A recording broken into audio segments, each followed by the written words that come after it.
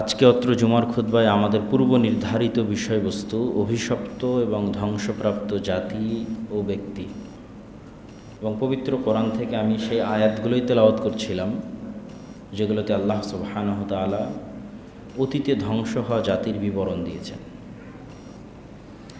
যারা আমরা সূরা ফাতিহা পড়ি অর্থ বুঝে তারা সবাই জানি যে সূরা ফাতিহার শেষ আয়াতে আল্লাহ সুবহানাহু ওয়া তাআলা একটা মানদণ্ড স্থাপন করেছেন যে ইহদিনাস সিরাতাল মুস্তাকিম সিরাতাল লাযীনা আনআমতা আলাইহিম, হে আল্লাহ ওই রাস্তা দেখান যে রাস্তা সহজ সরল, দুনিয়া থেকে সরাসরি জান্নাত পর্যন্ত কানেক্টেড, একটা সরল রেখার মতো। এখানে শুরু হবে, জান্নাতে গিয়ে ছেড়ে দেবে। তো সেই রাস্তা কোনটা? সিরাতাল লাযীনা আনআমতা আলাইহিম, সেই রাস্তা ওই রাস্তা যাদের উপর আল্লাহ দয়া করেছেন তারা যেই রাস্তায় চলেছে। আর সেই রাস্তা ওই রাস্তা নয় গায়রিল মাগদুবি আলাইহিম ওয়ালাদ-দাল্লিন, যাদেরকে আল্লাহ অভিশপ্ত এবং পথভ্রষ্ট বানিয়েছেন তারা যেই রাস্তায় চলেছে সেই রাস্তা নয়। আর এই ছোট্ট সংক্ষিপ্ত আয়াতি পুরো কোরআন ব্যাপী আল্লাহ বিস্তারিত বর্ণনা করেছে। কিভাবে, কাদের উপর আল্লাহ দয়া করেছে? নবীদের উপর দয়া করেছে। তো পুরো কোরআন আল্লাহ নবীদের জীবনীতে পরিপূর্ণ করে দিয়েছে, যাতে ওই রাস্তাটা মানুষের কাছে ক্লিয়ার হয় যে তুমি কোন রাস্তায় চলবা। আল্লাহর দয়াপ্রাপ্ত মানুষদের রাস্তায় চলো। তো আল্লাহর দয়াপ্রাপ্ত কারা? নবীরা। নবীরা কিভাবে জীবনযাপন করতো, এই তো আমি নবীদের ঘটনা তোমাদের সামনে তুলে ধরতেছি। আর কোন রাস্তায় তুমি চলবে না, যেই রাস্তায় অভিশপ্ত এবং পথভ্রষ্টরা চলেছে। অভিশপ্ত এবং পথভ্রষ্ট কারা, এই নাও আমি পবিত্র কোরআনে তোমাদের সামনে তুলে ধরতেছি কারা পথভ্রষ্ট কারা অভিশপ্ত। তাহলে একই সাথে যারা আল্লাহর নেয়ামত প্রাপ্ত তাদের রাস্তাও স্পষ্ট হয়ে যাচ্ছে, পাশাপাশি যারা অভিশপ্ত এবং পথভ্রষ্ট তাদের রাস্তা স্পষ্ট হয়ে যাচ্ছে। এত স্পষ্ট বিবরণের পরেও যদি মানুষ অভিশপ্তদের রাস্তাই অবলম্বন করে, তাহলে আল্লাহ দায় মুক্ত, নবীরা দায় মুক্ত, তখন দায় নিজের। কেন আল্লাহ স্পষ্ট বলে দিয়েছেন এই রাস্তা অভিশপ্তদের রাস্তা।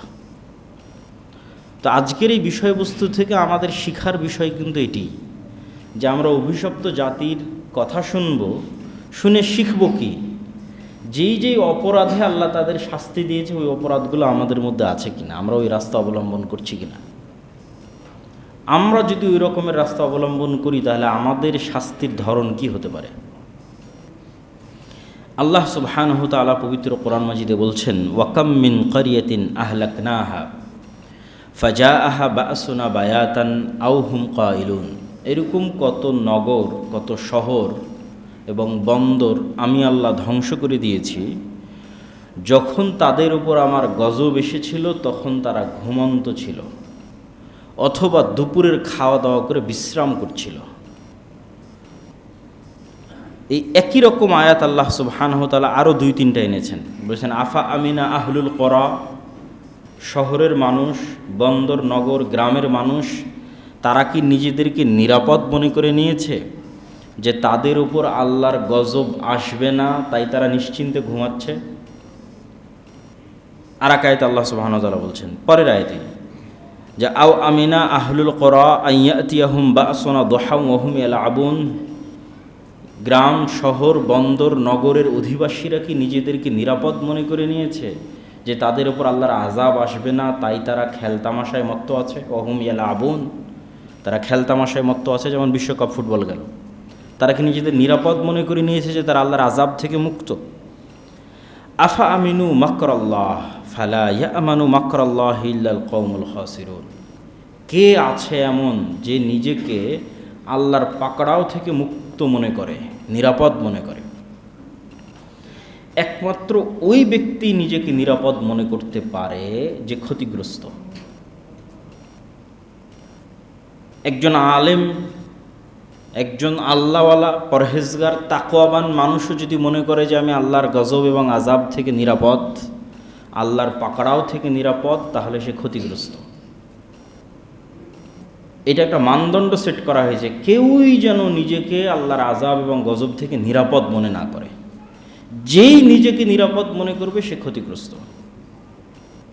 এই নিরাপদ মনে করাটাই তার ক্ষতিগ্রস্ত হওয়ার জন্য যথেষ্ট। আল্লাহ সুবহানাহু ওয়া তাআলা বলেন, ওয়াকাম আহলাকনা মিন ক্বরিয়াতিন বাতিরাত মাঈশাতাহা, আমি এরকম কত উন্নত সভ্যতা ধ্বংস করে দিয়েছি, উন্নত প্রযুক্তি এবং সভ্যতা ধ্বংস করে দিয়েছি, যাদের উন্নত প্রযুক্তি এবং উন্নত সভ্যতা তাদেরকে অহংকারী করে তুলেছিল। মানুষ মনে করে আজকের আমেরিকা, আজকের দুবাই, আজকের সিঙ্গাপুর এটাই হয়তো পৃথিবীর সবচেয়ে উন্নত সভ্যতা। কিন্তু কোরআনের ধারা বিবরণীতে বোঝা যায় যে আল্লাহ সুবহানাহু ওয়া তাআলার বর্ণনা অনুযায়ী অতীতে আল্লাহ যাদেরকে ধ্বংস করে দিয়েছে তারা আজকের চাইতেও বেশি পাওয়ারফুল, বেশি শক্তিশালী, বেশি সভ্য এবং বেশি উন্নত প্রযুক্তির অধিকারী ছিল। মানে আজকের যেমন দুবাই নগরী আছে, আজকের যেমন গুলশান বনানী আছে, এইরকম উন্নত শহর, উন্নত সভ্যতা অতীতেও ছিল। তো তাদের উন্নত নগর, উন্নত সভ্যতা তাদেরকে যখন অহংকারী করে দিল, তখন আমি তাদেরকে এমনভাবে ধ্বংস করে দিয়েছি, আল্লাহ বলছেন, ফাতিলকা মাসাকিনুহুম লাম তুসকান মিন বাদিহিম ইল্লা কালিলা, যে আজকে যেটা কোটি টাকার প্লট এবং ফ্ল্যাটের জায়গা ছিল, পরের দিন ওটার বসবাসেরই উপযোগী থাকেনি, বিরান মরুভূমিতে পরিণত হয়ে গেছে। আজকে যেখানে বসে মানুষ কোটি কোটি টাকার প্লট এবং ফ্ল্যাট বিক্রি করবে মর্মে চিন্তা করছে, আমেরিকার সিলিকন ভ্যালি, তো 1 সেকেন্ড 1 মিনিটের ব্যবধানে ওইটা বসবাস অনুপযোগী বিরান মরুভূমিতে পরিণত করে দিয়েছে। ওয়াকুন্না নাহনুল ওয়ারিসিন, এই কথা দিয়ে আল্লাহ আয়াত শেষ করছে। আর চিরন্তন চিরস্থায়ী উত্তরাধিকার মালিকানা আমার, মানে যেই জমিনে, যেই মাটিতে তোমরা বসবাস করছো, যেই জমিন, যেই মাটি তোমরা শাসন করছো, যুগের পরিক্রমায়, কালের পরিক্রমায় এরকম কত আসলো আর কত গেল, এই স্থায়ী পার্মানেন্ট উত্তরাধিকার কে? এই জমি, এই মাটি, এই নগর, এই সভ্যতা, এই দেশ, এই পৃথিবীর পার্মানেন্ট মালিক কে? ওয়াকুন্না নাহনুল ওয়ারিসিন, আমি আল্লাহ হচ্ছে পার্মানেন্ট মালিক। এরকম আগেও অসংখ্য ধ্বংস করে দিয়েছি, সামনেও করব। কেউ যেন মনে না করে যে না আমি আজকে এটার মালিকানায় আছি। ক্ষণস্থায়ী মালিকানা, আর স্থায়ী মালিকানা আল্লাহ সুবহানাহু ওয়া তাআলার। আল্লাহ সুবহানাহু ওয়া তাআলা আর এক আয়াতে বলেন, ওয়াকাআইয়্যিম মিন ক্বরিয়াতিন আতাত আন আমরি রাব্বিহা ওয়া রাসূলিহি, কত নগর বন্দর আমি আল্লাহ ধ্বংস করে দিয়েছি, যে নগর বন্দরের অধিবাসীরা আল্লাহর আদেশ এবং তার রাসূলের আদেশ থেকে মুখ ফিরিয়ে নিয়েছিল। আল্লাহর আদেশ এবং তার রাসূলের আদেশ এভাবে ঘাড় ঘুরিয়ে অমান্য করেছিল। ফাহাসাবনাহা হিসাবান শাদীদা, তাদেরকে খুব শক্তভাবে আমি ধরেছি। ওয়া আযাবনাহা আযাবান নুকরা, আর তাদেরকে ভয়ঙ্কর শাস্তি দিয়েছি। আর এই প্রত্যেক যত নগর বন্দর সভ্যতা আল্লাহ ধ্বংস করেছে, তাদেরকে অযৌক্তিক কোনো কারণে ধ্বংস করেনি। এটা আর এক আয়াতে আল্লাহ বলছেন, ফাকুল্লান আখাযনা বিযামবিহি, এদের প্রত্যেককে তাদের পাপের কারণে ধ্বংস করেছি। ফামিনহুম মান আরসালনা আলাইহি হাসিবা, এবং এক একজনকে এক এক স্টাইলে ধ্বংস করেছি। আল্লাহ বলছেন, ফামিনহুম মান আরসালনা আলাইহি হাসিবা, কারো ওপর পাথর বর্ষণকারী বৃষ্টি দিয়ে ধ্বংস করেছি। অমিনহুম মান আখাদাতহু সাইহা, কাউকে বিকট আওয়াজ দিয়ে ধ্বংস করেছি। অমিনহুম মান খাসাফনা বিহিল আরজ, কাউকে মাটির নিচে ধসিয়ে দিয়েছি। অমিনহুম মান আগরাকনা, কাউকে পানিতে ডুবিয়ে মেরেছি। ওমা কানাল্লাহু লিয়াজলিমাহুম, আর এগুলো করে আল্লাহ জুলুম করেনি। শুনে মনে হচ্ছে আল্লাহ জুলুম না, ওয়ালাকিন কানু আনফুসাহুম ইয়াজলিমুন, ওরাই জুলুম করেছিল, আমি ন্যায় প্রতিষ্ঠা করতে ধ্বংস করেছি। ওরা জালেম ছিল, আল্লাহর হিকমাহ এবং আল্লাহর ন্যায় প্রতিষ্ঠার জন্য আল্লাহ সুবহানাহু ওয়া তাআলা তাদের ধ্বংস করেছে। এবং কিয়ামতের মাঠেও আল্লাহ সুবহানাহু ওয়া তাআলা যখন মানুষকে শাস্তি দিবেন, আল্লাহ কোনো ব্যক্তিগত আক্রোশ এবং ব্যক্তিগত ক্ষোভ থেকে মানুষকে শাস্তি দিবেন না। আল্লাহ সুবহানাহু ওয়া তাআলা ন্যায় প্রতিষ্ঠা করার জন্য মানুষকে শাস্তি দিবেন। আর যখন আল্লাহ মানুষকে জান্নাতে দিবেন, তখন মানুষের আমলের জোরে আল্লাহ মানুষকে জান্নাতে দিবেন না, আল্লাহর দয়ায় এবং আল্লাহর ক্ষমায় মানুষকে জান্নাতে দিবেন। তাহলে আল্লাহ যখন জান্নাতে প্রবেশ করার অনুমতি দিবে, তখন আমার এবং আপনার আমল নয়, আল্লাহর দয়া এবং ক্ষমা। আর আল্লাহ আমাকে এবং আপনাকে যখন শাস্তি দিবে, তখন ওটা আল্লাহর ন্যায়। এবং ওই ন্যায় প্রতিষ্ঠার চিহ্নগুলো গল্পের মধ্যে আছে, যে আল্লাহ সুবহানাহু ওয়া তাআলা কীভাবে তাদের উপর ন্যায় প্রতিষ্ঠা করতে গিয়ে তাদের উপর আযাব দিয়েছেন। এবার আমরা ধারাবাহিক, এগুলো ছিল মোটামুটি ভূমিকা স্বরূপ কথা, যেগুলো আল্লাহ ভূমিকা স্বরূপ পবিত্র কোরআনে বলেছেন। এখন আমরা ধারাবাহিক কয়েকটা জাতির কথা শুনবো যাদেরকে আল্লাহ সুবহানাহু ওয়া তাআলা অতীতে ধ্বংস করেছে। অতীতে ধ্বংস করা জাতির মধ্যে সর্বপ্রথম আসে নূহ আলাইহিস সালাতু ওয়াস সালামের জাতির কথা। নূহ আলাইহিস সালাতু ওয়াস সালামের পূর্বে কোনো কওম বা কোনো ব্যক্তিকে আল্লাহর আযাবে ধ্বংস করে দেওয়া হয়েছে এরকম কোনো ঘটনা ইতিহাসের পাতায় পাওয়া যায় না। মানুষ গুনাহ করেছে, পাপ করেছে, কিন্তু সেভাবে আযাব এবং গজবে কোনো ব্যক্তি এবং জাতি ধ্বংস হয়ে গেছে তার ইতিহাস কোরআনে অথবা অন্য কোথাও উল্লেখিত নাই। তাহলে পৃথিবীতে সর্বপ্রথম অভিশপ্ত জাতি হচ্ছে নূহ আলাইহিস সালাতু ওয়াস সালামের জাতি। আর নূহ আলাইহিস সালাতু ওয়াস সালামের বর্ণনা আল্লাহ সুবহানাহু ওয়া তাআলা কোরআন মাজিদে এভাবে দিচ্ছেন, বিভিন্ন আয়াতে বিভিন্নভাবে এসেছে, আমরা সারমর্ম বলছি আর কি। ওয়ালাকাদ আরসালনা নূহান ইলা কওমিহি ফাকালা ইয়া কওমি ইবুদুল্লাহ মা লাকুম মিন ইলাহিন গায়রুহু। আর আমি নূহকে তার জাতির নিকটে পাঠিয়েছিলাম। কোন অঞ্চলে নূহ আলাইহিস সালাম বসবাস করতেন? ইরাক অঞ্চলে নূহ আলাইহিস সালাম বসবাস করতেন। কতদিন আগের ঘটনা? ইব্রাহিম আলাইহিস সালামেরও আগমনের 2-3 হাজার বছর পূর্বের ঘটনা হতে পারে আনুমানিক। আর এখন থেকে ইব্রাহিম আলাইহিস সালামের আগমনের কথা চিন্তা করলে এখন থেকে মুহাম্মদ সাল্লাল্লাহু আলাইহি ওয়াসাল্লাম 1500 বছর, মুহাম্মদ সাল্লাল্লাহু আলাইহি ওয়াসাল্লাম থেকে ইব্রাহিম আলাইহিস সালাম পর্যন্ত 2.5 থেকে 3 হাজার বছর, তাহলে 4 থেকে 4.5 বছর পূর্বে ইব্রাহিম আলাইহিস সালাম, তারও 2-2.5 হাজার বছর পূর্বে নূহ আলাইহিস সালাম, তাহলে প্রায় 7 থেকে 7.5 হাজার বছর পূর্বে নূহ আলাইহিস সালাম প্রেরিত হয়েছিলেন। নূহ আলাইহিস সালামের ঘটনা বর্ণনা করতে গিয়ে আব্দুল্লাহ বিন আব্বাস রাদিয়াল্লাহু তাআলা আনহু বলেন যে আদম আলাইহিস সালামের পরে 10 প্রজন্ম তাওহীদের উপর ছিল, হকের উপর ছিল, 10 প্রজন্ম। এবং এক এক প্রজন্ম যদি 1000 বছর করে ধরা হয় আনুমানিক গড়, যেমনটা আদম আলাইহিস সালামের বয়স এবং যেমনটা নূহ আলাইহিস সালামের বয়স, তাহলে আদম আলাইহিস সালামের আনুমানিক 10,000 বছর পর নূহ আলাইহিস সালামের আগমন। তো আদম আলাইহিস সালামের পরে 10 প্রজন্ম হকের তাওহীদের উপর ছিল, গুনাহ অন্যগুলো করেছে কিন্তু শিরক করেনি।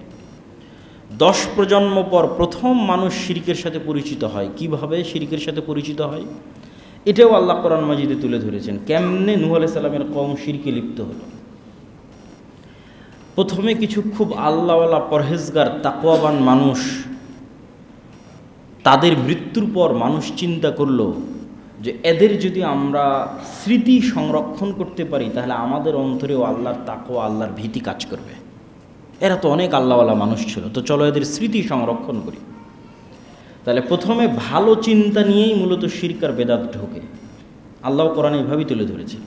তো তারা এরকম কিছু আল্লাহওয়ালা পরহেজগার মানুষের ভাস্কর্য তৈরি করলো, পূজা করার জন্য নয়, ওইটার পূজা করবে এই জন্য নয়, ওইটাকে দেখে স্মরণ করবে আরে এই মানুষটা এত ভালো ছিল তাহলে আমিও একটু ভালো হই। এই অবস্থার উপর কয়েক শত অথবা কয়েক হাজার বছর পার হয়েছে। কয়েক শত কয়েক হাজার বছর পর শয়তান পরবর্তী প্রজন্মের মাথায় দিয়ে দিয়েছে আরে এই যে মূর্তিগুলো তোমরা দেখছো তোমাদের বাপ দাদারা এগুলোর পূজা করতো, এগুলোর মাধ্যমে তোমরা আল্লাহর নৈকট্য অর্জন করতে পারবে। তখন মানুষ আস্তে আস্তে ওই মূর্তিগুলোর পূজা করা শুরু করলো, এইভাবে শিরক প্রবেশ করলো। এমত অবস্থায় নূহ আলাইহিস সালাম আসলেন, আল্লাহর দ্বীনের দাওয়াত দিলেন। আল্লাহ সুবহানাহু ওয়া তাআলার দ্বীনের দাওয়াত নূহ আলাইহিস সালাম কতদিন দিয়েছেন আল্লাহ কোরআন মাজিদে বলছেন, ওয়ালাকাদ আরসালনা নূহান ইলা কওমিহি ফালাবিসা ফীহিম আলফা সানাহ ইল্লা 50 আমান। নূহ তাদের মধ্যে 50 কম 1000 বছর দাওয়াত দিয়েছে, 50 কম 1000 বছর তথা 950 বছর। এবং নূহ আলাইহিস সালাম যখন তাদেরকে বারবার আল্লাহর আযাব এবং আল্লাহর গজবের সতর্কতা দিত যে তোমরা শিরক ছাড়ো না হলে আল্লাহর আযাব আসবে, শিরক ছাড়ো না হলে আল্লাহর গজব আসবে। তো একই কথা একটা এলাকার মানুষ 900 বছর শুনেছে। মনে করেন বেরায়েতের মানুষকে একই কথা আমি 900 বছর থেকে বলতেছি, এই বেরায়েতের মানুষ তোমরা এটা ছাড়ো না হলে আল্লাহর গজব আসবে, আযাব আসবে। তখন বেরায়েতের মানুষ বিরক্ত হয়ে বলতেছে, মানে নূহ আলাইহিস সালামের কওম বিরক্ত হয়ে বলতেছে যে ইয়া নূহ কদ জাদালতানা ফাআকসারতা জিদালানা, এই তোমার আযাব আর গজবের কথা শুনতে শুনতে আমাদের কান পচে গেছে, কত আর।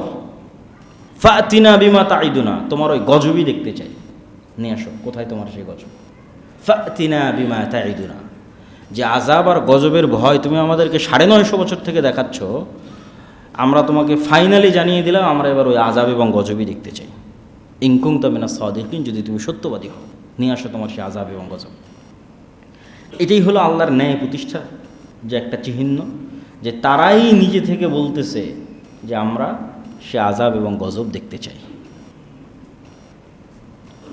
তো নূহ আলাইহিস সালাতু ওয়াস সালামের দোয়া আল্লাহ সুবহানাহু ওয়া তাআলা কোরআন মাজিদের অন্য আর কিছু আয়াতে তুলে ধরেছেন, যে আল্লাহ নূহ আলাইহিস সালাতু ওয়াস সালাম আল্লাহর কাছে খুব ভয়াবহ দোয়া করেছেন, যে লা তাযার ফিল আরদি কাফিরিনা দাইয়ারা, যে আল্লাহ একটা কাফেরও যেন পৃথিবীতে বেঁচে না থাকে, অবশিষ্ট না থাকে, এইভাবে ভয়ঙ্কর আপনি আযাব এদের উপর দেন। তারপরে আল্লাহ সুবহানাহু ওয়া তাআলা নূহ আলাইহিস সালাতু ওয়াস সালামকে কি আদেশ দিলেন? ওয়াসনাইল ফুলকা বিআয়ুনিনা ওয়া ওয়াহয়িনা, আল্লাহ নূহ আলাইহিস সালামকে শিখিয়ে দিলেন কিভাবে নৌকা বানাতে হবে। হয়তো পৃথিবীর প্রথম সমুদ্র সভ্যতা অথবা নৌকার সভ্যতা নূহ আলাইহিস সালাতু ওয়াস সালামের হাত দিয়ে তৈরি হচ্ছে, আল্লাহু আ'লাম, আল্লাহ ভালো জানে। ওয়াসনাউল ফুলকা ওয়া কুল্লামা মাররা আলাইহি মালাউ মিন কওমিহি সাখিরু মিন, যতবারই নূহ আলাইহিস সালাতু ওয়াস সালামের কওম এই নৌকা বানানো অবস্থায় আর পাশ দিয়ে অতিক্রম করত, ততবারই তারা ঠাট্টা করতো নূহ আলাইহিস সালাতু ওয়াস সালামের। তো আল্লাহ বলছেন ইন তাসখারু মিন্না, আজকে তুমি আমার নবীর ঠাট্টা করতেছো, ফা ইন্না নাসখারু মিনকুম কামা তাসখারুন, অচিরেই সেই দিন আসবে যেদিন আমি আল্লাহ তোমাদের সাথে ঠাট্টা করব। তো আল্লাহর ঠাট্টা তো অনেক ভয়ঙ্কর, অনেক ভয়াবহ। ফাসাউফা তা'লামুনা মান ইয়াতিহি আযাবুন ইউখজিহি, সেই দিন তোমরা বুঝতে পারবে যে আল্লাহ সুবহানাহু ওয়া তাআলার আযাব কেমন। এবার আল্লাহ নূহ আলাইহিস সালাতু ওয়াস সালামকে আদেশ দিলেন, হাত্তা ইযা জাআ আমরুনা ওয়া ফারাত তান্নূর কুল নাহমিল ফিহা মিন কুল্লিন যাওজাইন ইসনাইন, প্রত্যেক প্রাণী থেকে এক জোড়া করে নৌকায় উঠিয়ে নাও। ওয়া আহলাকা ইল্লা মান সাবাকা আলাইহিল কওল, আর যারা ঈমান আনয়ন করেছে তাদের উঠিয়ে নাও। ওয়া ক্বাল আরকাবু ফিহা বিসমিল্লাহি মাজরিহা ওয়া মুরসাহা ইন্না রাব্বি লাগফুরুর রহিম, আর এই দোয়া পড়ে বিসমিল্লাহ বলে তুমি নৌকায় আরোহণ করো। ওয়া হিয়া তাজরি বিহিম ফি মাউজিন কাল জিবাল ওয়া নাদা নূহুন ইবনুহু, আর এই নৌকা চলতে লাগলো এমন ঢেউয়ের মধ্যে দিয়ে যে ঢেউয়ের উচ্চতা ছিল পাহাড় সমপরিমাণ। ওয়া হিয়া তাজরি বিহিম ফি মাউজিন কাল জিবাল, যে ঢেউয়ের উচ্চতা ছিল পাহাড় সম পরিমাণ। কত উঁচু পাহাড় সম পরিমাণ, আল্লাহু আ'লাম। এবং সকল মুফাসসিরিনে কেরাম একমত যে সারা পৃথিবী পানিতে ডুবে গেছিল এবং সারা পৃথিবীর কোথাও কোনো উঁচু জায়গা বাকি ছিল না, তথা নিচে শুধু পানি আর উপরে শুধু আকাশ। তথা আজকের যে মহাসমুদ্রগুলো আছে, মনে করেন পুরো পৃথিবী মহাসমুদ্র, বড় বড় মহাসমুদ্র আছে, মনে করেন পুরো পৃথিবী মহাসমুদ্র হয়ে গেছে, আর উপরে শুধু আকাশ আছে। তো নূহ আলাইহিস সালাতু ওয়াস সালাম তার ছেলেকে ডাক দিয়ে বলল, ওয়া কানা ফি মা'জিলিন ইয়া বুনাইয়া আরকাব মা'না, হে বৎস আমাদের সাথে নৌকায় উঠো। ওয়ালা তাকুম মিনাল মা'আল কাফিরিন, কাফিরদের অন্তর্ভুক্ত হয় না। ক্বালা সাআবি ইলা জাবালিন ইয়াসুমি মিনাল মা, সে বলল বাবা আমি এত উঁচু পাহাড়ে আশ্রয় নিব যেখানে তোমার পানি পৌঁছতে পারবে না। তখন নূহ আলাইহিস সালাম বললেন, লা আসিমাল ইয়াউমা মিন আমরিল্লাহ, আজকে আল্লাহর গজব থেকে আশ্রয় দিবে এরকম কোনো উঁচু পাহাড় এবং উঁচু গাছ বাকি থাকবে না। ওয়াহালা বাইনাহুমাল মাউজু ফাকানা মিনাল মুগরাকিন, এইভাবে আল্লাহ নূহ আলাইহিস সালাতু ওয়াস সালামের কওমকে ধ্বংস করে দিলেন। যখন পুরো কওম ধ্বংস হয়ে গেল, আল্লাহ বললেন, ইয়া আরদু বলঈ মাআক, এই জমিন পানি সব শুষে নাও। ইয়া সামাউ ক্লাঈ, হে আকাশ বৃষ্টি বর্ষণ বন্ধ করে দাও। ওয়াগিজাল মা ওয়াকুজিয়াল আমর, ধীরে ধীরে পানি কমতে লাগলো। ওয়াস্তাওয়াত আলাল জুদি, এবং জুদি নামক পাহাড়ে নূহ আলাইহিস সালাতু ওয়াস সালামের নৌকা থামলো, যেটা মনে করা হয় যে তুরস্কের আরারাত যে পাহাড়, সেই পাহাড়কে অনেক ঐতিহাসিক মনে করেন যে এটি সেই জুদি পাহাড় যেখানে নূহ আলাইহিস সালাতু ওয়াস সালামের নৌকা থেমেছিল। এটা গেল নূহ আলাইহিস সালাতু ওয়াস সালামের কওমকে আল্লাহ সুবহানাহু ওয়া তাআলা এভাবে ধ্বংস করে দিলেন। এরপরে কোন কওমকে আল্লাহ ধ্বংস করেছেন? ঐতিহাসিকগণ এবং মুফাসসিরিনে কেরাম মোটামুটি একমত যে এরপরে যে কওমকে আল্লাহ ধ্বংস করেছেন সেটা হচ্ছে আদ জাতি, যাদের নিকটে আল্লাহ নবী হিসেবে পাঠিয়েছিলেন হুদ আলাইহিস সালাতু ওয়াস সালামকে। তারপরে আল্লাহ সুবহানাহু ওয়া তাআলা ধ্বংস করেছেন সামুদ জাতি, যাদের নিকটে আল্লাহ নবী হিসেবে পাঠিয়েছিলেন সালেহ আলাইহিস সালাতু ওয়াস সালামকে। তাদের পরে আল্লাহ ধ্বংস করেছেন লূত আলাইহিস সালাতু ওয়াস সালামের জাতিকে, যাদের নিকটে আল্লাহ নবী হিসেবে পাঠিয়েছিলেন লূত আলাইহিস সালাতু ওয়াস সালামকে, যিনি ইব্রাহিম আলাইহিস সালামের সমসাময়িক। তাহলে কি বোঝা গেল? ইব্রাহিম আলাইহিস সালাতু ওয়াস সালাম থেকে নিয়ে নূহের মাঝামাঝি তিনটে জাতি ধ্বংস হয়েছে। একটা নূহ আলাইহিস সালামের জাতি ধ্বংস হয়েছে, একটা আদ জাতি ধ্বংস হয়েছে, একটা সামুদ জাতি ধ্বংস হয়েছে। এগুলো ইব্রাহিম আলাইহিস সালামের পূর্বেই। আর ইব্রাহিম আলাইহিস সালামের সমসাময়িক লূত আলাইহিস সালামের জাতি। আদ জাতির অপরাধ কী ছিল আর সামুদ জাতির অপরাধ কী ছিল? আদ জাতির অপরাধ ছিল অহংকার। আল্লাহ তাদের অহংকারের বর্ণনা কোরআন মাজিদে দিচ্ছেন। কি পরিমাণ অহংকার দেখেন। ফাআম্মা আদুন ফাস্তাকবারু ফিল আরদি বিগাইরিল হক। আদ জাতি জমিনে চরম অহংকার করেছিল এবং অহংকারের আতিশয্যে তারা এটা বলেছিল, মান আসাদ্দু মিন্না কুওয়া, আজকের পৃথিবীতে আমাদের চেয়ে শক্তিশালী পাওয়ারফুল কে আছে? কে আছে এমন যে আমাদের চেয়ে শক্তিশালী পাওয়ারফুল? আল্লাহ তাদের কথা কোরআনে নকল করছেন যে তাদের শক্তি, সামর্থ্য, জ্ঞান, বিজ্ঞান, সভ্যতা, টেকনোলজি এত উঁচু লেভেলে পৌঁছে গেছিল যে তারা ওপেন চ্যালেঞ্জ ঘোষণা করেছিল, পৃথিবীতে আমাদের চেয়ে শক্তিশালী কে আছে? যেমন হয়তো আজকের আমেরিকা এবং ইসরায়েল যদি মনে করে যে মান আসাদ্দু মিন্না কুওয়া, অথবা মুসলমানেরা যদি মনে করে যে এদের যে শক্তিশালী কে আছে। তো আদ জাতির ইতিহাস তাদের জন্য শিক্ষণীয়। কি শিক্ষণীয়? আল্লাহ আদ জাতির এই কথার উত্তর নিজেই কোরআন মাজিদে দিচ্ছেন। পরের অংশে আল্লাহই বলছেন এদের এই কথার উত্তর, আওয়ালাম ইয়ারাউ আন্নাল্লাহাল্লাযী খালাকাহুম হুয়া আশাদ্দু মিনহুম কুওয়া। তারা কি জানে না যে তারা যতই শক্তিশালী হোক তাদের সৃষ্টি কে করেছে? বলেন, কে সৃষ্টি করেছে তাদেরকে? আল্লাহ। তাহলে আদ জাতি যতই শক্তিশালী হোক শিক্ষা, জ্ঞান, সভ্যতা, প্রযুক্তিতে, এই লেভেলটা অতিক্রম করতে পারবে না যে ওরা সৃষ্টিজীব আর আল্লাহ সৃষ্টিকর্তা। এই লেভেলটা তো ভাঙতে পারবে না। ওইটা আল্লাহ কোরআন মাজিদে বলতেছে। তাহলে ও যতই শক্তিশালী হোক 100% ওর সৃষ্টিকর্তা ওর চেয়ে শক্তিশালী, যে ওকে সৃষ্টি করেছে। কেন? এই লেভেল তো ভাঙতে পারতেছে না। তাহলে এই লেভেলটা কিয়ামত পর্যন্ত পার্মানেন্ট, এই মানদণ্ডটা। সেটা আজকের আমেরিকা, ইসরায়েল হোক বা আরও এর চেয়ে শক্তিশালী সভ্যতা আসুক, সে কি অতিক্রম করতে পারতেছে না। আল্লাহ বলছেন আন্নাল্লাযী খালাকাহুম, আমি আল্লাহ যদি ওদের সৃষ্টিকর্তা হয়ে থাকি তাহলে তো আমি ওদের চেয়ে বেশি শক্তিশালী। কেন? আমি তাদের সৃষ্টিকর্তা। হুয়া আশাদ্দু মিনহুম কুওয়া, আল্লাহ তাদের চেয়ে অনেক বেশি শক্তিশালী। ওয়া কানু বিআয়াতিনা ইয়াজহাদুন, কিন্তু তারা আমার আয়াতকে অস্বীকার করেছে। তো হুদ আলাইহিস সালাতু ওয়াস সালাম তাদের নিকটে দাওয়াত নিয়ে গেছিলেন এবং তাদেরকে আল্লাহর আনুগত্য করার আদেশ দিয়েছিলেন। যখন তারা অস্বীকার করলো তখন তাদেরকে আল্লাহ যে আযাব এবং যে গজব দিলেন, সে আযাব এবং গজব কী ছিল? আদ সম্প্রদায়কে আল্লাহ কি আযাব দিলেন? আল্লাহ এক আয়াতে বলছেন, ফাআরসালনা আলাইহিম রিহান সরসরা, আমি ভয়ঙ্কর ঠান্ডা, শীতল এবং অতি তীব্র গতিতে চলমান বাতাস, একই সাথে দুটো গুণ, খুবই গতিসম্পন্ন আর দুই খুবই শীতল, বরফ শীতল এবং খুবই গতিসম্পন্ন। আর এক আয়াতে আল্লাহ সুবহানাহু ওয়া তাআলা বলেছেন, ওয়াম্মা আদুন ফাউহলিকু বিরিহিন সরসরিন আতিয়া, আমি ভয়ঙ্কর শক্তিশালী হিম শীতল ঝড়ের মাধ্যমে তাদের ধ্বংস করেছি। এই রকম হিমশীতল ঝড়ো বাতাস কতদিন তাদের উপর চলেছে? সাখারা আহা আলাইহিম সাবআ লায়ালিন ওয়া সামানিয়াতা আইয়াম, 7 দিন 7 রাত 8 দিন এই ঝড়ো বাতাস আমি তাদের উপর চালিয়েছি। ফাতারাল কওমা ফিহা সারআ কাআন্নাহুম আজাজ নাখলিন খাবিয়া, একটা খেজুর গাছ গোড়া থেকে কেটে ফেলে দিলে যেভাবে খেজুর গাছটা পড়ে থাকে, তাদের পুরো সভ্যতা, পুরো দেশ, পুরো নগরী, সকল মানুষের অবস্থা ছিল এরকম। এইরকম ভয়ঙ্কর ঝড়ো বাতাস আমি তাদের উপর পাঠিয়েছিলাম। অনেক মুফাসসিরিন ইকরাম লিখেছে যে বাতাসের তীব্রতা এমন ছিল যে আসলেই আল্লাহ যে উদাহরণ দিয়েছেন ওই রকমই ঘটেছে। মানে এই পুরো বিল্ডিং যেই দিক দিয়ে বাতাসের তীব্রতা গেছে করাতের মতো কেটে গেছে, মানুষের শরীরের মধ্যে দিয়ে ঢুকে গেছে তো মানুষের শরীর কেটে গেছে, বাড়ি ঘরের উপর দিয়ে চলে গেছে তো ওইটা কেটে গেছে। আল্লাহ যে উদাহরণটা, এক্সাম্পলটা দিয়েছেন যে কাটা খেজুর গাছের ন্যায় তারা পড়েছিল। তো এটাকে অনেক মুফাসসিরিন ইকরাম বাস্তব অর্থে ধরেছেন যে বাতাসের গতির তীব্রতা এটা সংঘটিত হয়েছে। তাহলে আদ জাতিকে আল্লাহ সুবহানাহু ওয়া তাআলা এইভাবে ধ্বংস করলেন। এরপরে কোন জাতিকে আল্লাহ ধ্বংস করেছেন? সামুদ জাতি। আচ্ছা, আদ জাতি কোথায় বসবাস করত? ঐতিহাসিকগণ এবং বর্তমান প্রত্নতাত্ত্বিক গবেষণা অনুযায়ী বেশিরভাগ মতামত এটাই যে ওমান এবং ইয়েমেনের যে অঞ্চল, হাজরামাউত এবং সানআ, এই অঞ্চলে তথা সৌদি আরবের দক্ষিণ অঞ্চলের যে সমুদ্র, এই সমুদ্রের সাথে লাগানো যে দুইটা দেশ ইয়ামান এবং ওমান, এই অঞ্চলে আদ জাতি বসবাস করত এবং তাদের কিছু অবশিষ্টাংশ অথবা বাঁচা কিছু প্রত্নতাত্ত্বিক সভ্যতা এখনও নাকি সেখানে পাওয়া গেছে। এই ধরনের কথাগুলো নিশ্চিত করে বলা কঠিন যে আসলে এক্সাক্ট তারা কোথায় বসবাস করত, কিন্তু তারপরেও যেহেতু আলোচনা বুঝার সুবিধার্থে বলা দরকার তাই বলতেছি। আর নূহ আলাইহিস সালাতু ওয়াস সালামের কওম কোথায় বসবাস করতো? ইরাকে বেশিরভাগ। আর নূহ আলাইহিস সালামের কওমের পরে আসলাম আদ জাতি, এরা বসবাস করতো ওমান এবং ইয়েমেনে। এখন আসছি কাদের আলোচনায়? সামুদ জাতি।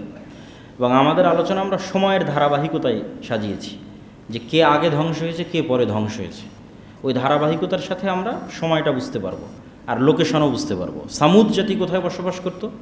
সামুদ জাতি বসবাস করত বর্তমান সৌদি আরবের উত্তর দিকে মিশর সীমান্তবর্তী একটা অঞ্চল আছে যেটা মাদাইন সালেহ নামে পরিচিত। এখন ওখানে তারা পর্যটন এরিয়া তৈরি করেছে, আল ওলা, বিশাল পর্যটন এরিয়া তৈরি করেছে এই অঞ্চলগুলোকে সামনে রেখে, যে অঞ্চলগুলোতে আল্লাহ অভিশপ্ত জাতিদের ধ্বংস করে দিয়েছিলেন, যে অঞ্চলে রাসূল সাল্লাল্লাহু আলাইহি ওয়াসাল্লাম তাবুকের যুদ্ধের জন্য গেছিলেন, সেটা সামুদ জাতির অঞ্চল। তো সামুদ জাতিকে আল্লাহ সুবহানাহু ওয়া তাআলা কীভাবে ধ্বংস করলেন? ওয়াইলা সামুদ আখাহুম সালেহ, সামুদ জাতির নিকটে পাঠিয়েছিলাম সালেহকে নবী হিসেবে। ক্বালা ইয়া কওমি ইবুদুল্লাহ মা লাকুম মিন ইলাহিন গায়রুহু, হে আমার জাতি, আল্লাহর ইবাদত করো, আল্লাহ ব্যতীত অন্য কারো আনুগত্য করিও না। আর আমি আল্লাহর পক্ষ থেকে তোমাদের জন্য একটা নিদর্শন নিয়ে এসেছি। ঘটনা হচ্ছে, যখন সালেহ আলাইহিস সালাতু ওয়াস সালাম তাদেরকে দাওয়াত দেওয়া শুরু করলেন, তখন তারা সালেহ আলাইহিস সালাতু ওয়াস সালামের কাছে দেখতে চাইল যে তুমি যে নবী তার প্রমাণে তুমি কিছু হাজির করো। তো আল্লাহর মূলনীতি হচ্ছে, যখনই কোনো স্পষ্ট প্রমাণ আল্লাহ দিয়ে দেন তখন গজব অবশ্যম্ভাবী যদি অস্বীকার করে। স্পষ্ট প্রমাণ আসার পর গজব অবশ্যম্ভাবী যদি অস্বীকার করে। এই জন্য সাধারণত নবী রাসূলদের কাছে স্পষ্ট প্রমাণ চাইতে হয় না, তাদের দাওয়াতের উপরই ঈমান আনতে হয়, যেটা উম্মতে মুহাম্মাদি করেছে, যেটা উম্মতে মুহাম্মাদি মুহাম্মদ সাল্লাল্লাহু আলাইহি ওয়াসাল্লামের দাওয়াতে ঈমান আনয়ন করেছে, এটাই হওয়া উচিত। কিন্তু যখন আপনি নবীকে বলবেন আপনি কিছু করে দেখান, আপনি যে নবী, তখন যদি নবী কিছু করে দেখায় আর আপনি যদি তারপরেও অস্বীকার করেন, তাহলে গজব 100% কনফার্ম। তো যখন তারা বলল যে আপনি কিছু আলামত দেখান, তারা অনেক চ্যালেঞ্জ মোবাহলা অনেক কিছু করার মাধ্যমে সালেহ আলাইহিস সালাতু ওয়াস সালাম একদম শূন্য থেকে, কোনো বর্ণনায় পাথরের মধ্যে থেকে, কোনো বর্ণনায় মাটি ফেড়ে, কোনো বর্ণনায় পাহাড় থেকে, তথা একদম নতুন, মানে কোনো কিছুর সন্তান হিসেবে নয়, একটা উটনি উপস্থিত করলেন। মানে কারো পেট থেকে জন্ম নেওয়া উটনি নয়, আল্লাহ সুবহানাহু ওয়া তাআলা তাকে নিদর্শন হিসেবে উটনি দিলেন। এবং এই উটনির জন্য বিধান দেওয়া হলো যে সব হবে। আর এই উটনির জন্য বিধান হচ্ছে, যেই কুয়ায় তোমাদের পশু প্রাণী পানি পান করে ওই কুয়া একদিন এই উটনির জন্য খালি থাকবে। কেন? আল্লাহর নিদর্শনের এই উটনি প্রচুর পরিমাণে পানি পান করত। তাহলে যে একদিন তোমাদের পশু প্রাণী কুয়া থেকে পানি পাবে না, ওই একদিন তাদের ব্যবস্থা কি হবে? ওই একদিন আল্লাহর উটনি এত বেশি পরিমাণে দুধ দিবে যে গোটা এলাকা, গোটা গ্রাম, গোটা শহর ওই এক উটনির দুধ খেয়ে শেষ করতে পারবে না। এবং বাস্তবে তাই হলো। কিন্তু এই যে ছোট্ট অজুহাত, আল্লাহর নেয়ামতের মধ্যেও মানুষ যখন অজুহাত খোঁজে তখন ধ্বংস অবশ্যম্ভাবী।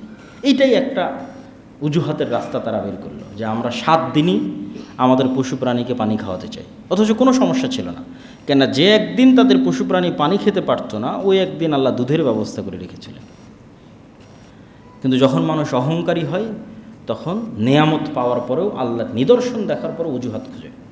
তখন তারা অজুহাত দাঁড় করালো, 7 দিনই আমাদের পশু প্রাণীদের পানির ব্যবস্থা করে দিতে হবে। তো শুআয়ব আলাইহিস সালাতু ওয়াস সালাম, সালেহ আলাইহিস সালাতু ওয়াস সালাম যখন এতে রাজি হলেন না, তখন তারা সিদ্ধান্ত নিল যে এই উটনিকে তারা হত্যা করবে অথবা মারবে। তখন সালেহ আলাইহিস সালাতু ওয়াস সালাম তাদেরকে নিষেধ করলেন যে তোমরা আল্লাহর এই উটনির যদি ক্ষতি করো তাহলে আযাব এবং গজব অবশ্যম্ভাবী। তখন তারা ওই একই চ্যালেঞ্জ গ্রহণ করলো। সেই চ্যালেঞ্জের বর্ণনা আল্লাহ কোরআন মাজিদের আয়াতেই ভাবে দিচ্ছেন, ফাআকারুন নাকাহ, তারা উটনির হত্যা করলো অথবা উটনির পা কেটে নিল। ওয়া আতাউ আন আমরি রব্বিহিম, এবং আল্লাহর আদেশ অমান্য করলো। এবং উটনিকে হত্যা করে অথবা উটনির পা কেটে সালেহ আলাইহিস সালামকে বলল, ইয়া সালেহ, ইতিনা বিমা তাইদুনা, তুমি যে এতদিন বলতে যে এই উটনির ক্ষতি করলে নাকি আল্লাহর আজাব আসবে, এই যে না তোমার উটনিকে হত্যা করে দিয়েছি, এবার আল্লাহর আজাব কোথায় দেখাও। ইনকুম তামিনাল মুরসালিন, যদি তুমি সত্যিই নবী হও। তাহলে নূহ আলাইহিস সালাতু ওয়াস সালামের কওম যেভাবে নূহ আলাইহিস সালাতু ওয়াস সালামকে বলল তুমি এতদিন যে আজাবের ভয় দেখাতে ওটা দেখাও, সালেহ আলাইহিস সালাতু ওয়াস সালামের কওমও একই অপরাধ লিপ্ত হলে এটি আল্লাহর ন্যায়পরায়ণতা, মানে শাস্তি ওদের উপর আসা অবশ্যম্ভাবী হয়ে গেছিল। আল্লাহ জালেম নন, ন্যায় প্রতিষ্ঠা করতে এখন শাস্তি দিতে হবে। নিদর্শন দেখার পরও অমান্য করেছে এবং চ্যালেঞ্জ দিচ্ছে পাল্টা, কোথায় সে আজাব দেখাও।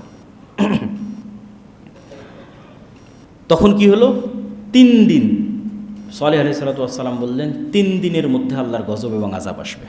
তারা এটা নিয়েও হাসি ঠাট্টা করল যে আজাব আসলে এখনই আসতো, 3 দিন আবার কিসের? যদি আজাব আসতো এখনই আসতো, 3 দিন কিসের? তো কিছু বর্ণনা অনুযায়ী পাওয়া যায় প্রথম দিন তাদের চেহারার রং পরিবর্তন হয়ে গেল, দ্বিতীয় দিন আরও পরিবর্তন হয়ে গেল এবং তৃতীয় দিন তাদের চেহারা পরিপূর্ণরূপে কালো রূপান্তর ধারণ করলো এবং বিকট আওয়াজ, যেই বিকট আওয়াজে যে যে অবস্থায় ছিল সে অবস্থায় থেকে গেল। আরবি ইবারত হচ্ছে ফিদারিহিম জাসিমিন। জাসিমিন অর্থ হচ্ছে একদম জড় পদার্থের মতো, জড় বস্তুর মতো হয়ে যাও। আমি পানি খাচ্ছিলাম, বিকট আওয়াজ যখন হয়েছে তখন আমি এই পানি খাওয়া অবস্থাতে এভাবেই স্টিল দাঁড়িয়ে মরে গেছি। আমি হয়তো খেলাধুলা করছিলাম, আমি হয়তো কোনো একটা কাজে লিপ্ত ছিলাম, যে কাজে যে অবস্থায় ছিল বিকট আওয়াজে সে অবস্থায় ওইভাবেই জড়বস্তু জড় পদার্থের মতো হয়ে গেছে এবং মারা গেছে। তাহলে এটা গেল সামুদ জাতির উপর আল্লাহ সুবহানাহু ওয়া তাআলার আযাব। এরপরে কোন জাতির উপর আযাব এসেছে? লূত আলাইহিস সালাতু ওয়াস সালামের উপর। লূত আলাইহিস সালাতু ওয়াস সালাম হচ্ছেন ইব্রাহিম আলাইহিস সালাতু ওয়াস সালামের সমসাময়িক এবং ইব্রাহিম আলাইহিস সালাতু ওয়াস সালামের আপন ভাতিজা তথা ভাইয়ের ছেলে। তো লূত আলাইহিস সালাতু ওয়াস সালাম যেই অঞ্চলে দাওয়াত দিতেন এই অঞ্চলটা আজকের জর্ডান, ইসরায়েল এবং ফিলিস্তিন এরিয়ার মধ্যে পড়ে, যে অঞ্চলে লূত আলাইহিস সালাতু ওয়াস সালাম দাওয়াত দিতেন। এবং অনেক প্রত্নতাত্ত্বিক মনে করে আজকের যেটা ডেড সি, মৃত সাগর, যে মৃত সাগরে মানুষ সাধারণত ডোবে না, এই মৃত সাগর এরিয়াতেই লূত আলাইহিস সালাতু ওয়াস সালামের কওম বসবাস করত। তাদের অপরাধ ছিল এখন পর্যন্ত অতীতে যে জাতি যা অপরাধ করেছে তার চেয়ে ব্যতিক্রম। কওমে নূহ, কওমে সালেহ এবং কওমে হুদ, আদ, সামুদ এবং নূহ আলাইহিস সালাতু ওয়াস সালামের কওম কেউই এই অপরাধে লিপ্ত হয়নি। সেটা ছিল বিকৃত যৌনাচার তথা সমকামিতা, যা পৃথিবীর ইতিহাসে অতীতে কখনো সংঘটিত হয়নি। এইরকম এক ভয়াবহ, নিকৃষ্ট এবং জঘন্যতম অপরাধে তারা লিপ্ত ছিল। লূত আলাইহিস সালাতু ওয়াস সালাম তাদের কাছে আল্লাহ সুবহানাহু ওয়া তাআলার দ্বীনের দাওয়াত নিয়ে গেলেন এবং তার দাওয়াত ছিল এটাই, আতাতুনাল ফাহিশাতা মা সাবাকাকুম বিহা মিন আহাদিম মিনাল আলামিন। আল্লাহ কোরআনে বলছে তোমরা এমন নিকৃষ্ট ভয়ঙ্কর অপরাধে লিপ্ত হয়েছ যে অপরাধে পৃথিবীতে অতীতে কেউ লিপ্ত হয়নি। মা সাবাকাকুম বিহা মিন আহাদিম মিনাল আলামিন, অতীতে পৃথিবীতে কেউ লিপ্ত হয়নি, এরকম ভয়াবহ অপরাধে তোমরা লিপ্ত হয়েছ। ইন্নাকুম লাতাতুনার রিজালা শাহওয়াতাম মিন দুনিন নিসা, দুনিয়াতে কি মহিলা কম পড়েছে যে তোমরা এই ধরনের নিকৃষ্টতম অপরাধে লিপ্ত হচ্ছ? এইভাবে লূত আলাইহিস সালাতু ওয়াস সালাম তাদেরকে দাওয়াত দিল। তো তারা উত্তরে কি বলল? ওয়ামা কানা জাওয়াবা কওমিহি ইল্লা আন ক্বালু আখরিজুহুম মিন ক্বরিয়াতিকুম। মানুষ যখন অপরাধে, প্রকাশ্য অপরাধে এমনভাবে লিপ্ত হওয়া শুরু করে তখন এরকম সত্যের দাওয়াতও মানুষের কাছে অগ্রহণযোগ্য মনে হয়। আপনি লূত আলাইহিস সালাতু ওয়াস সালামের কওমের উত্তরটা শোনেন। লূত আলাইহিস সালাতু ওয়াস সালামের কওমের উত্তর যদি আমি আমার ভাষায় বলতে চাই, অনুবাদ থেকে বুঝে, অনুবাদটাও বলতেছি, এসেছে বড় পবিত্র, বড় পবিত্র এসেছে, এই পবিত্রকে আমাদের এলাকায় রাখার দরকার নাই, পবিত্রকে বের করে দাও আমাদের এলাকা থেকে। বেশি পবিত্রতা, বেশি পর্দা, বেশি আল্লাহওয়ালার দার্স দেওয়ার জন্য এসেছে। ভাষা ছিল এরকম।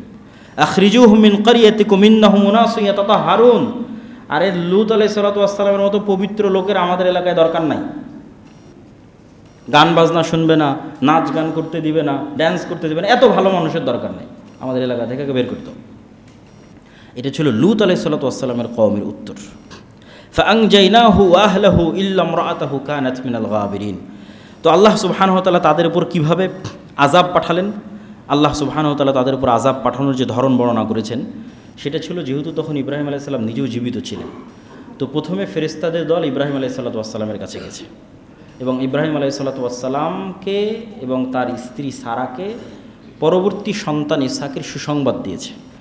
তারপরে ইব্রাহিম আলাইহিসসালাম তাদেরকে জিজ্ঞেস করেছে তোমরা কোথায় যাচ্ছ, সারমর্ম কথা। তো লূত আলাইহিসসালামের কওমকে ধ্বংস করার জন্য আল্লাহর আদেশ ফাইনাল।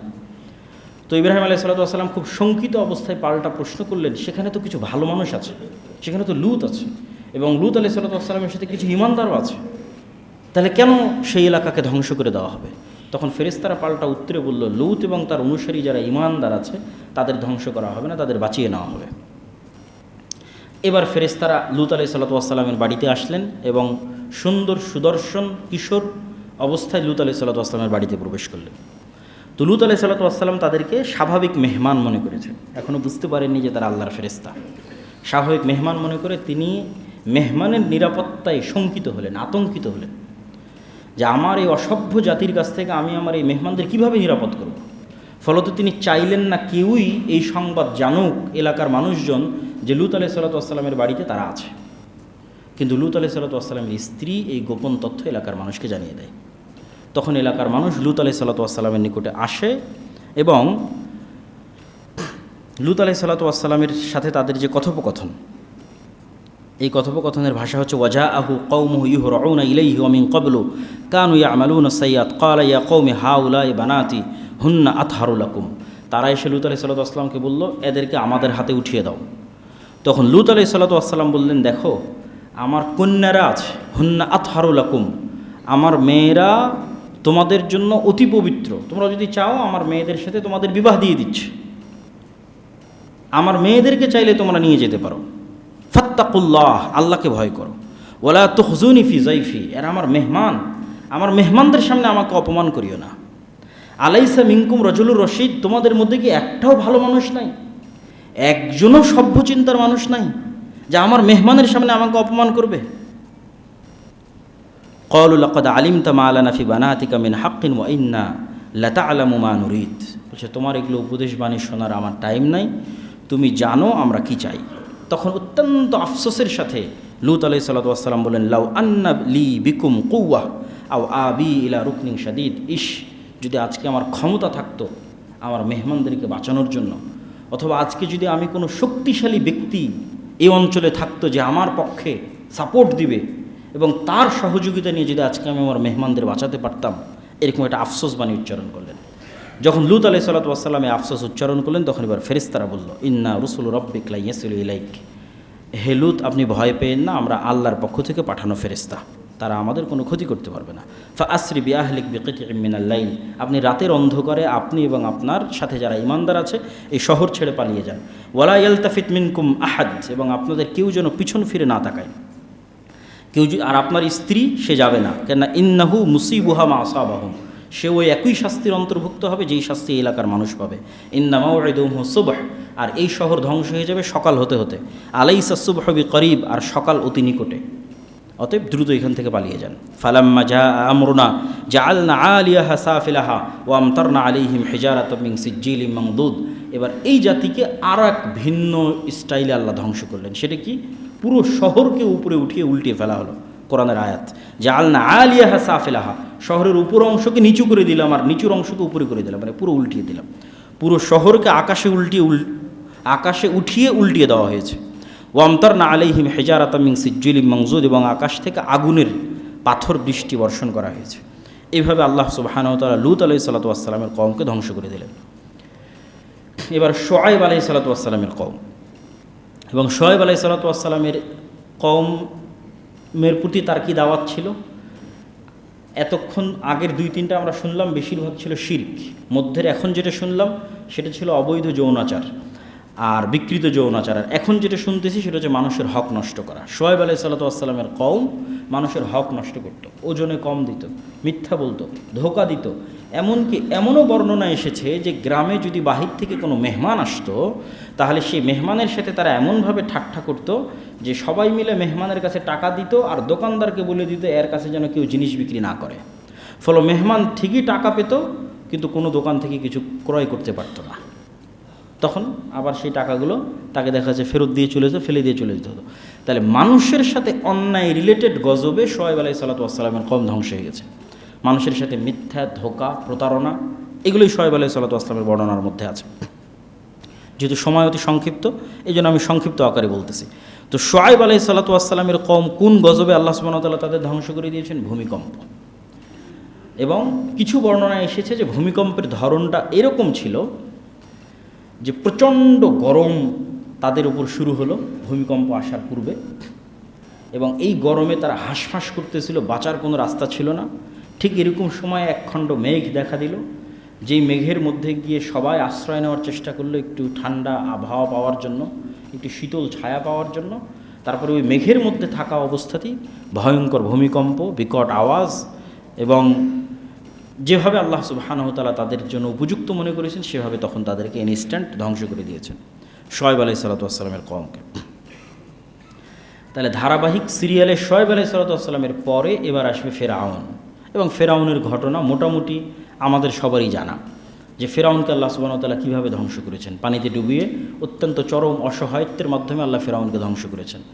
আর ফেরাউনের ধ্বংসের পূর্বে মূসা আলাইহিসসালাতু ওয়াসসালামের মাধ্যমে অসংখ্য আয়াত, নিদর্শন ফেরাউন দেখেছে। পিঁপড়া, পোকামাকড়, রক্ত, ব্যাং, এরকম 10 থেকে 12 রকমের বিপদ ফেরাউনের কওমের উপর এসেছিল, এবং এই 10-12 রকমের বিপদের প্রত্যেকবারই তারা মূসা আলাইহিস সালামের কাছে গিয়ে আল্লাহর কাছে দোয়া করিয়ে নিয়ে বেঁচেছে। তারপরে যখন আবার মুক্তি পেয়েছে আবার অবাধ্য হয়েছে।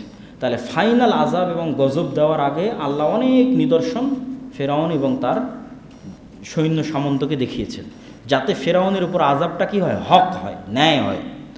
কোনো নিয়ামত দেখাতে আল্লাহ সুবহানাহু ওয়া তাআলা বাকি রাখেননি। মূসা আলাইহিস সালামের লাঠি তো আছে, মূসা আলাইহিস সালামের হাতের যে উজ্জ্বলতা সেটা তো আছে, এটা ছাড়াও 12 রকমের নিদর্শন আল্লাহ তাকে দেখিয়েছে।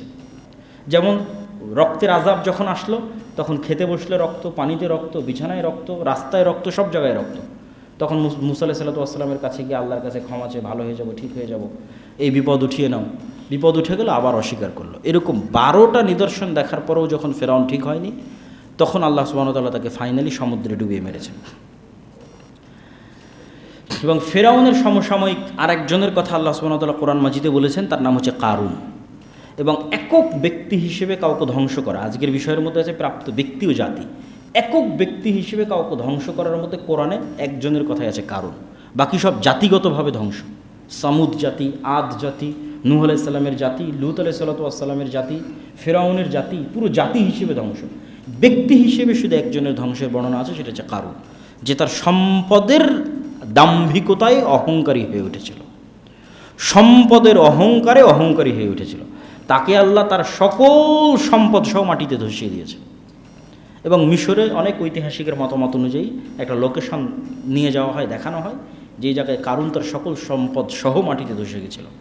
তো এটা ছিল কারুনকে ধ্বংস করার আল্লাহ সুবহানাহু ওয়া তাআলার ধরন বা স্টাইল। এবার যেই বানু ইসরাইল মূসা আলাইহিসসালাতু ওয়াসসালামের মাধ্যমে ফেরাউনের কবল থেকে মুক্তি পেল, এই বানু ইসরাইলের ওপরেও আল্লাহ সুবহানাহু ওয়া তাআলা তাদেরই অবাধ্যতার কারণে অনেক আযাব এবং গজব দিয়েছেন। তার 2-1টা আযাব এবং গজব আমরা তুলে ধরি সংক্ষিপ্ত করে। একটা হচ্ছে শনিবারের বিধানকে লঙ্ঘন করা। এই বানু ইসরাইলরা দাউদ আলাইহিসসালাতু ওয়াসসালামের সময়ে শনিবারের দিন দাউদ আলাইহিসসালাতু ওয়াসসালাম যখন জাবুর তেলাওয়াত করতেন, তার কণ্ঠস্বর খুব সুন্দর ছিল, পশু পাখি মাছেরা পর্যন্ত তার তেলাওয়াত শুনতে আসতো। ওই সুযোগে তারা মাছ শিকার করত। আল্লাহ নিষেধ করলেন যে না, তোমরা মাছ শিকার করিও না। তারা কৌশল অবলম্বন করে মাছগুলোকে ঘিরে রাখতো, রবিবারের দিন শিকার করত। এই অপরাধে আল্লাহ সুবহানাহু ওয়া তাআলা তাদেরকে বানরে পরিণত করে দিলেন। তাহলে এবারের আযাবের ধরনটা আরও ভিন্ন। সেটা কি? চেহারার বিকৃতি।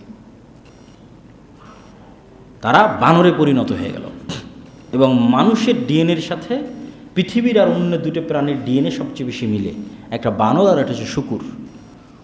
ফলত আমরা যেমন সামান্য কোডিং চেঞ্জ করলেই ফাংশন চেঞ্জ হয়ে যায়, ওয়েবসাইটের সামনের যে আউটলুকটা আছে সেটা চেঞ্জ হয়ে যায় সামান্য কোডিং চেঞ্জ করলেই।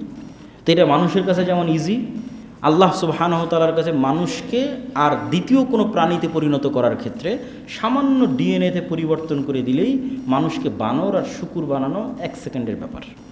কারণ 98% ডিএনএ বানরের সাথে শুকুরের সাথে মানুষের মিলে। তাহলে আর 1-2% মধ্যে যদি আল্লাহ পরিবর্তন করে দেয়, সকালবেলা মানুষ ঘুম থেকে উঠে দেখবে সে বানর হয়ে গেছে। সকালবেলা মানুষ ঘুম থেকে উঠে দেখবে সে শূকর হয়ে গেছে। আর রাসূল সাল্লাল্লাহু আলাইহি ওয়াসাল্লাম বলেছেন, আমার উম্মতের একদল মানুষ বানর এবং শূকরে পরিণত হবে।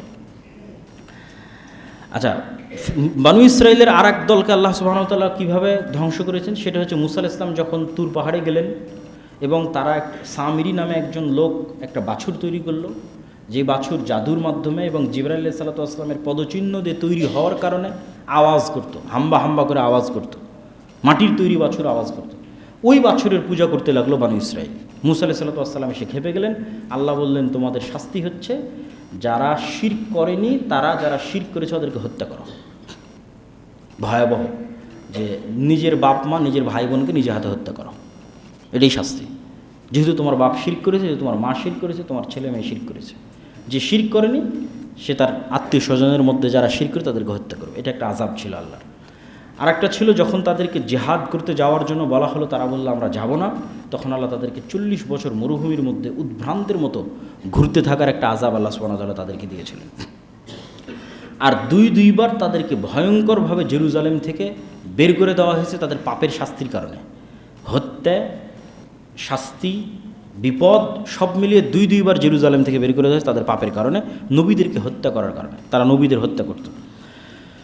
সর্বশেষ যে জাতির ধ্বংসের কথা আল্লাহ সুবহানাহু ওয়া তাআলা কোরআন মাজিদে উল্লেখ করেছেন সেটা হচ্ছে আসহাবুল ফিল, আব্রাহা, যেটা মোটামুটি আমরা সবাই জানি যে ইয়ামানের একজন বাদশা ছিল আব্রাহা। সে কাবা ঘরকে ধ্বংস করার উদ্দেশ্যে তার হাতির বাহিনী নিয়ে সফর শুরু করেছিল। যে বছর মুহাম্মদ সাল্লাল্লাহু আলাইহি সাল্লামের জন্ম হবে, এটা হচ্ছে সেই বছরের ঘটনা। আর আল্লাহ সুবহানাহু ওয়া তাআলা তাদেরকে ধ্বংস করলেন কি দিয়ে? তাদেরকে ধ্বংস করলেন আকাশে আবাবিল পাখি পাঠিয়ে তাদের মুখের উপর থেকে পাথরের দানা নিক্ষেপ করে। তাহলে এখন পর্যন্ত যতগুলো জাতির আমরা ধ্বংসের ঘটনা দেখলাম, এই প্রত্যেকটা জাতির ধ্বংসের ঘটনা এতটুকু স্পষ্ট যে আল্লাহর ধ্বংসের ধরন ভিন্ন ছিল। তাহলে আমাদের উপর আযাব এবং গজবের ধরন কি? উম্মতে মুহাম্মাদের উপর আযাব গজবের ধরন কি? বন্যা দিয়ে আল্লাহ ধ্বংস করবে, ভূমিকম্প দিয়ে ধ্বংস করবে, বিকট আওয়াজ দিয়ে ধ্বংস করবে, মাটিতে ধসিয়ে ধ্বংস করবে, আবাবিল পাঠিয়ে ধ্বংস করবে, শহর উল্টিয়ে দিয়ে ধ্বংস করবে। তো এটার উত্তর হচ্ছে যে রাসূলুল্লাহ সাল্লাল্লাহু আলাইহি ওয়াসাল্লাম আল্লাহ সুবহানাহু ওয়া তাআলার নিকটে দোয়ার মাধ্যমে উম্মতে মুহাম্মাদির যেটা সম্পূর্ণরূপে ধ্বংস, এই সম্পূর্ণরূপে ধ্বংস থেকে আল্লাহ সুবহানাহু ওয়া তাআলা উম্মতে মুহাম্মাদিকে মুক্ত করেছেন। কি সম্পূর্ণ ধ্বংস? কোনো ব্যাপক মহামারীর মাধ্যমে ধ্বংস হয়ে যাওয়া, বন্যার মাধ্যমে ধ্বংস হয়ে যাওয়া, ভূমিকম্পের মাধ্যমে ধ্বংস হয়ে যাওয়া, এক কথায় পরিপূর্ণরূপে ধ্বংস হয়ে যাওয়া, এটা থেকে মুক্ত করেছেন। তাহলে উম্মতে মুহাম্মাদির উপর আযাবের কোন দোয়াটা আল্লাহ সুবহানাহু ওয়া তাআলা মুহাম্মদ সাল্লাল্লাহু আলাইহি ওয়াসাল্লামের কবুল করেননি? সেটা হচ্ছে উম্মতে মুহাম্মাদির উপর অন্য জাতিকে চাপিয়ে দেওয়া হবে আর তারা তাদের উপর জুলুম করবে, অথবা উম্মতে মুহাম্মাদি পরস্পরের লড়াই করবে, মারামারি করবে, পরস্পরকে হত্যা করবে। এই আযাব কিয়ামত পর্যন্ত অব্যাহত থাকবে। আপনি যখনই দেখবেন যে মুসলমানেরা অন্য কারো দ্বারা মাজলুম, তখন বুঝতে হবে এটা আমাদের পাপের ফসল। নূহ আলাইহিস সালাতু ওয়াস সালামের মতো বন্যায় আমাদের ডুবিয়ে মারা হবে না। তাহলে আমাদের কিসে আমাদের আযাব, কোথায় আযাব আমরা দেখতে পাবো? যখন দেখবো আমাদের উপর অন্য জাতি চেপে গেছে, তখন আপনি বুঝবেন, সেটা রোহিঙ্গা হোক, সেটা ফিলিস্তিন হোক, সেটা বাংলাদেশ হোক, সেটা যেখানে হোক, সেটা বাগদাদে হালাকুখা চেঙ্গিস খানের আক্রমণ হোক, সেটা জেরুজালেমে ক্রুসেডারদের আক্রমণ হোক, যেখানে দেখবেন সেখানেই দেখবেন উম্মতে মুহাম্মাদির পদস্খলন, নৈতিক এবং চারিত্রিক অধপতনের শাস্তি হিসেবে বিধর্মীদেরকে আল্লাহ সুবহানাহু ওয়া তাআলা তাদের উপর চাপিয়ে দিবেন। আর এমনিতে আমাদের ব্যক্তিগত জীবনে দুটো অপরাধ এমন আছে যে দুটো অপরাধের আযাব এবং গজব সাথে সাথেই আসবে, জীবদ্দশাতেই আসবে। রাসূলুল্লাহ সাল্লাল্লাহু আলাইহি ওয়াসাল্লাম বলেন, কুল্লু যুনুবিন ইউআখিরুল্লাহু মিনহা মা শাআ ইলা ইয়াউমিল কিয়ামাহ। প্রত্যেক পাপের শাস্তি আল্লাহ কিয়ামত পর্যন্ত ঠেলে নিয়ে যান, যে এই পাপের শাস্তি কিয়ামতে দেওয়া হবে। তবে দুইটা পাপের শাস্তি আল্লাহ সুবহানাহু ওয়া তাআলা দুনিয়াতেই দেন, ক্বাবলাল মাউত, মৃত্যুর পূর্বে মানুষকে। একটা কি? ইল্লাল বাগি, অবৈধ সম্পর্ক, জেনা, ব্যভিচার, ওয়া কাতিআতুর রাহিম, এবং আত্মীয়তার সম্পর্ক ছিন্ন। এই দুটো অপরাধের শাস্তি এখনও গজব হিসেবে, ব্যক্তিগত গজব হিসেবে মানুষ পেতে থাকবে। এই দুটো অপরাধের শাস্তি মৃত্যুর পরে কিয়ামত পর্যন্ত অপেক্ষা করা হবে না। দুনিয়াতে জীবদ্দশাতেই কেউ যদি বাপ মাকে অমান্য করে, বাপ মায়ের সাথে খারাপ আচরণ করে, তাহলে এটার শাস্তি ও জীবদ্দশাতেই দেখতে পাবে। কেউ যদি অবৈধ সম্পর্ক জেনা ব্যভিচারে লিপ্ত হয়, তাহলে এটার শাস্তি সে তার জীবনেই দেখতে পাবে, যে কীভাবে তার জীবনে এটার শাস্তি নেবে। কীভাবে আসবে আল্লাহ ভালো জানে, আল্লাহ সুবহানাহু ওয়া তাআলা ভালো জানে, কিন্তু এই দুটো অপরাধের শাস্তি আল্লাহ দুনিয়াতেই দিবেন। তো আমরা আমাদের এই সংক্ষিপ্ত আলোচনা থেকে এতটুকু শিক্ষা অবশ্যই গ্রহণ করতে পারি যে আল্লাহ সুবহানাহু ওয়া তাআলা মানুষকে আযাব এবং শাস্তি দিতে সক্ষম। অতীতের বিভিন্ন জাতিকে আল্লাহ সুবহানাহু ওয়া তাআলা আযাব এবং শাস্তি দিয়েছেন, বিভিন্ন কারণে দিয়েছেন।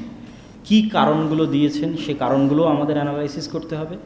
ওই কারণগুলো যেন আমার মধ্যে না থাকে, তাহলে আমি অভিশপ্ত জাতির স্বভাব অবলম্বন করলাম। যেই কারণে আল্লাহ অতীতে মানুষকে ধ্বংস করে দিয়েছেন, ওই স্বভাব যদি আমার মধ্যে থাকে, তাহলে আমি অটোমেটিক ধ্বংসপ্রাপ্তদের রাস্তা অবলম্বন করলাম। তাহলে তো আর আল্লাহর দয়াপ্রাপ্ত নবীদের রাস্তা তো আর অবলম্বন করলাম না। তাহলে ধ্বংসপ্রাপ্ত জাতিদের কী কী অপরাধ ছিল সেটা থেকে আমাদের শিক্ষা নিতে হবে, এবং নবীরা যারা অতীতে চলে গেছেন তাদের কি ধরনের বৈশিষ্ট্য ছিল, আল্লাহ তাদের কি কি বৈশিষ্ট্যগুলো তাদের জাতির বিপরীতে তুলে ধরেছেন, সেই ভালো গুণগুলো আমাদের মধ্যে নিয়ে আসার চেষ্টা করতে হবে। আর আমরা আমাদের জীবনে যদি আল্লাহর আযাব এবং গজব বুঝতে চাই যে আমি আল্লাহর আযাব এবং গজবে আছি কিনা, তাহলে রাসূল সাল্লাল্লাহু আলাইহি সাল্লামের একটা হাদিস দিয়ে আমার আজকের বক্তব্য শেষ করব, যে ইন্নাল্লাহা ইউতিদ দুনিয়া লিমান ইউহিব ওয়া মান লা ইউহিব। আল্লাহ দুনিয়ার সুখ স্বাচ্ছন্দ্য ঐশ্বর্য তাকেও দেন যাকে আল্লাহ ভালোবাসেন, তাকেও দেন যাকে আল্লাহ ভালোবাসেন না। ইহুদিদেরকেও দিয়েছেন, খ্রিস্টানদেরকেও দিয়েছেন। আপনার গ্রামে অনেক জালেম, সুদখোর, ঘুষখোর থাকতে পারে, অপরাধী, বেনামাজি, তাকেও আল্লাহ ধন সম্পদ দিতে পারেন। তাহলে কি দেখে বুঝবেন যে আপনি আল্লাহর আযাব এবং গজব প্রাপ্তের অন্তর্ভুক্ত হননি? পরের বাক্যে রাসূল সাল্লাল্লাহু আলাইহি ওয়াসাল্লাম বলছেন, আল্লাহ তার আনুগত্যের সুযোগ তাকেই দেন যাকে আল্লাহ ভালোবাসেন। তাহলে যখন আপনি দেখবেন যে আমি ফজরের সালাত আদায় করতে পেরেছি, তাহলে এই তৌফিক পাওয়া হচ্ছে আল্লাহর ভালোবাসা আপনার সাথে আছে, এখনও গজবপ্রাপ্ত অভিশপ্তদের অন্তর্ভুক্ত হননি তার প্রমাণ। ভালো থাকাটা গজব মুক্ত হওয়ার প্রমাণ নয়, বরং আপনি যে আল্লাহর ইবাদত করতে পারছেন না, মসজিদে আসতে পারছেন না, কোরআন পড়তে পারছেন না, আল্লাহ আপনাকে গান বাজনায় মত্ত রেখেছে, সুদের মধ্যে, হারাম ইনকামের মধ্যে, অবৈধ সম্পর্কের মধ্যে মত্ত রেখেছে, তাহলে ওটাই আল্লাহর অভিশাপ, ওটাই আল্লাহর গজব, যা আল্লাহ আপনাকে পাপের মধ্যে ব্যস্ত রেখেছে এবং আপনি আল্লাহর রহমত এবং দয়া থেকে বঞ্চিত অবস্থায় আছেন। এইটার মাধ্যমে আমরা বুঝতে পারবো যে আমরা আল্লাহর দয়াপ্রাপ্ত আছি কিনা। আল্লাহ সুবহানাহু ওয়া তাআলা আমাদের আজকের এই বক্তব্য থেকে যা ভালো শিখার তা শিখার তৌফিক দান